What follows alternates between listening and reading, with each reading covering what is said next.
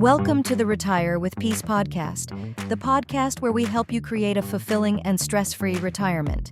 Each week, we bring you expert advice, practical tips, and inspiring stories to help you plan and live your best retirement life.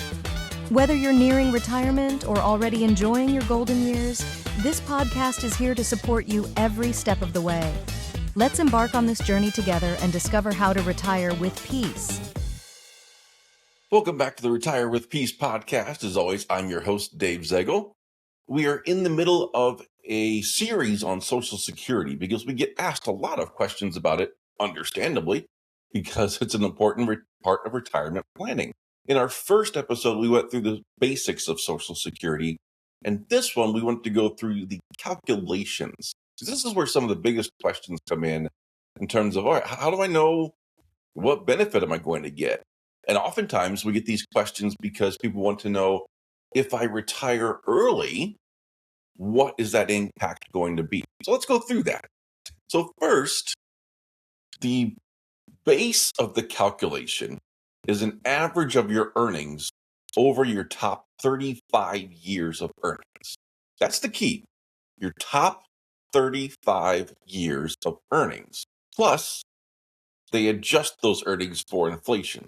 So if you think back 30, 35 years ago, how much you made, you go, oh my goodness, that's going to be terrible if they average that in. Maybe not the case. They're going to adjust for the inflation from that 30, 35 years ago, 25, 20 years ago, all that time that has passed.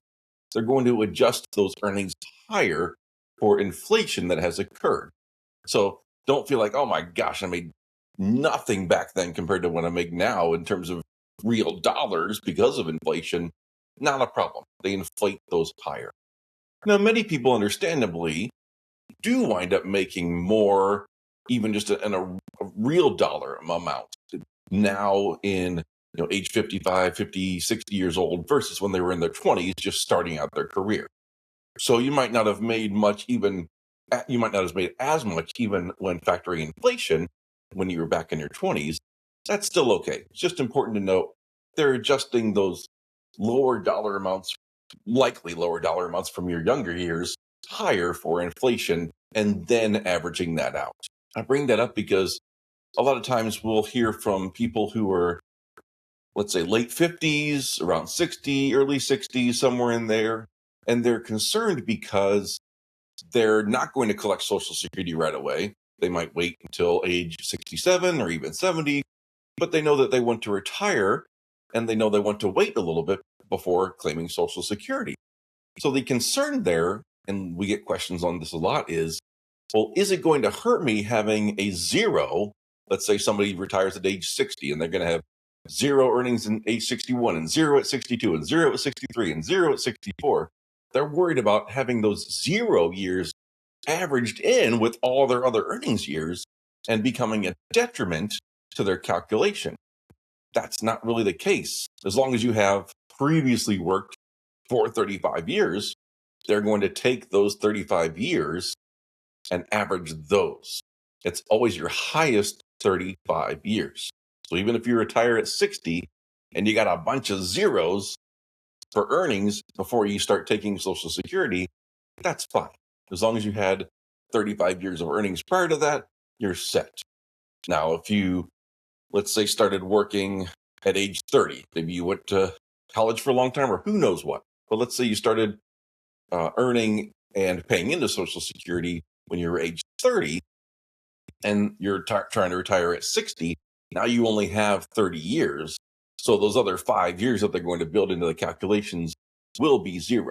So it's just important to note and think about what your timeline has been work-wise, because Social Security is going to take the highest 35 years, adjust everything for inflation, and then average that out. They're going to divide it by 420 months to get what's called your average indexed monthly earnings, AIME. That's the technical term if anybody wants to know that. That's really just the basic calculation. 35 years, they average it out. They call it the average indexed monthly earnings. Now, at this point, this is my plug to, if you haven't already, get a login at ssa.gov. This is where you can see your Social Security benefit and your Social Security calculations. To my knowledge, I don't believe they mail this out anymore. You used to get something in the mail, it was a piece of paper, showed all your benefits. I don't think they're mailing that out at all anymore. You have to go online and get this. There's no harm in setting up an account, but ssa.gov is where you're going to see this calculation for your benefit. So it's important to keep track of this and make sure that nothing goofy showing up there. Make sure they don't have a year missing for some crazy reason. You just never know. It's worth getting a login and checking your benefit, and you'll see these dollar amounts and some of these calculations in there. It'll show your earnings history in table format, so you can go through and see how much you made each year and what you paid in to Social Security. So 35 years, total it up, adjust it for inflation, total it up, average it out. That's your average indexed monthly earnings. Now, they're using that to calculate your primary insurance amount. It's a fancy way of saying this is your benefit at your full retirement age, which for most people is age 67 now. So your primary insurance amount is using this average indexed monthly earnings as the basis of its calculation. And you do not need to know this, but I'm going to tell you what the calculation is just in case you really want to know. Again, I just recommend you go to the ssa.gov and get your statement there and review it. But here's the calculation for all those who are really into the details. It's going to take 90% of your first $1,174 of AIME, adjusted indexed monthly earnings. So 90% of the first $1,174. So we'll take 32% of the AIME between $1,175 and $7,078. And then above that, it's 15% of your AIME. So it's just three layers to the calculation. Again, you do not need to know that, but for anybody listening who really, really wants to know, that is how the calculation is determined to come up to your primary insurance amount. Again, that PIA, primary insurance amount, is your full retirement benefit. For most people now, it's age 67. If you start taking it at age 62, you're going to, or anytime early, really, you're going to wind up getting about 70 to 75% of your full benefit. If you wait until age 70, or somewhere close to age 70, somewhere after your full retirement age 67, you start waiting till closer to age 70, you're going to get between 124 and 132% of your benefit. And that range is there because there's still some people phasing into the age 67 full retirement age. But just understand that you're going to get these additional benefits by waiting, or you're going to decrease your benefit by taking it sooner. Now, by taking it sooner, you get more years over which to take it. It's just as it plays out over time.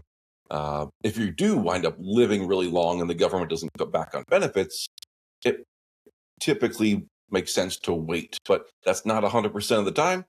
It's going to be very specific to your situation. And in future episodes, we're going to talk about some of those scenarios and why you might take it early or why you might wait. And if you're a married couple, one might take it early, one might take it late. You both might take it early, you both might take it late, both might take it at full retirement age. There's no absolute right or wrong. We'll talk about those scenarios as we get into more planning. One last piece is that there's also a spousal benefit. Let's say, for example, that one spouse worked and earned the income and one spouse stayed home and took care of the family. Or even one spouse was just a lot higher earner than the other. In that case, that's not a right or wrong answer. Those are both good things. But it's important to note that a spouse can receive up to 50% of the other spouse's benefit. So again, if you had one spouse that was significantly higher earner than the other, that high earner would get their benefit, but then also the spouse would get either their benefit or 50% of their higher earner spouse's benefit. It's whichever is the greater of the two. So they can get their own benefit or they can get 50% of their spouse's benefit. Another key planning item that we're going to talk about in future episodes, but just have that in the back of your mind, just in case you pull your own Social Security statement and you're thinking, oh my gosh, this is all the benefit I get. Maybe I only worked 10 years. Maybe I didn't make as much. Oh, but look at this. My spouse was a high earner. I can get 50% of their benefit. So just have that in mind as you're doing this Social Security planning, that it's not only your calculation. If you're married, we need to plan for this together and understand who has the higher benefit and what strategies you might be able to use, which is what we're going to talk about in the following episodes. So that's some of the math behind the calculations and where everything comes from. Again, go to ssa.gov, get yourself a login so you can review your benefit. But at a basic level, understand that they are taking your highest 35 years of working, adjusting everything for inflation over time, and averaging that out to get the basis of the calculations for your primary insurance amount.